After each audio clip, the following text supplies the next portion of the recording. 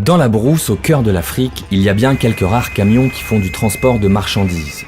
Mais ce n'est pas sans risque sur les pistes défoncées. Il existe une alternative à ce transport, le vélo.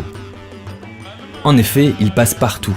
Il évite les ornières boueuses et se joue des obstacles les plus inattendus. Mais à quel prix ? Tout le monde le sait, le vélo n'avance pas seul. D'ailleurs, ce vélo n'est pas fait pour les compétitions ni pour transporter des personnes. Il sert au transport des marchandises. Et pour cela, il est solide.